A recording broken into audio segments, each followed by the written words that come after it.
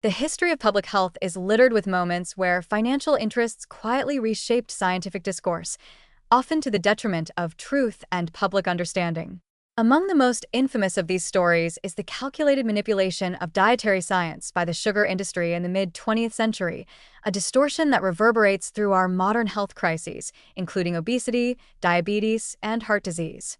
Although it did not result in an immediate catastrophe or directly endanger lives in a dramatic fashion, this disinformation campaign profoundly misled generations of consumers and policymakers, allowing industry profits to flourish while scientific integrity suffered. In the 1960s, when cardiovascular disease was emerging as a leading cause of death in the Western world, researchers were scrambling to identify the dietary culprits.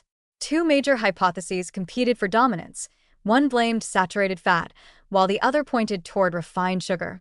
The sugar industry, sensing a potential threat to its bottom line, acted swiftly and decisively to tilt the narrative.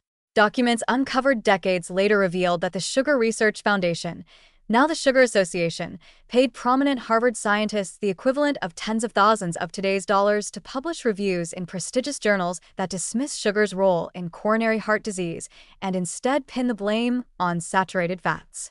The researchers involved did not disclose these financial conflicts of interest, nor did the journals that published their findings. The repercussions were staggering.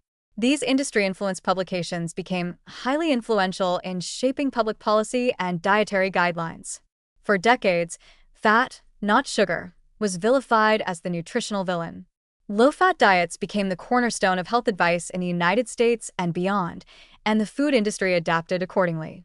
Products boasting low-fat or fat-free labels flooded the market, often packed with added sugars to improve taste. Consumers were unwittingly encouraged to consume more sugar while believing they were making healthier choices. Public health messaging aligned with these distorted findings, and the real science of sugar's metabolic harms was buried beneath a tide of commercially motivated misinformation. While this particular manipulation may not have involved lethal drugs or defective medical devices, the long-term consequences were no less insidious.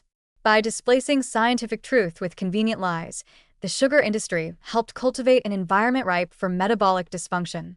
The global explosion in obesity, type 2 diabetes, fatty liver disease, and diet-related cardiovascular conditions cannot be pinned solely on this event, but the misinformation campaign played a key role in diverting attention and delaying meaningful intervention. Critically, this story also exemplifies how non-lethal disinformation can erode public trust in science itself. Once the sugar industry's covert funding and influence were revealed, it fueled widespread skepticism about nutritional science as a whole. People began to question whether any health advice was trustworthy or whether all scientific consensus was simply for sale to the highest bidder. This erosion of trust continues to impact how the public receives emerging health information today, including guidance on vaccination, supplements, and chronic disease prevention. What makes the sugar versus fat diversion especially troubling is that it wasn't just a temporary distortion. It altered the trajectory of global health policy for generations. Entire food systems and government programs were built around faulty assumptions about fat and heart disease. Billions of dollars in healthcare costs and millions of preventable cases of chronic illness may be traced back, in part, to this strategic manipulation of science. Worse still, few consequences ever befell the corporations or researchers responsible.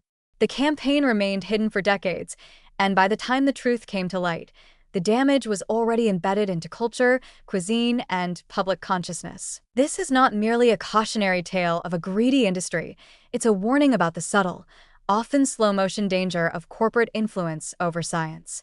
When financial incentives outweigh scientific rigor, and when regulatory or academic systems fail to detect and disclose these conflicts, misinformation gains the power to quietly reshape the health of entire populations. In the case of sugar, the industry didn't need to poison anyone directly.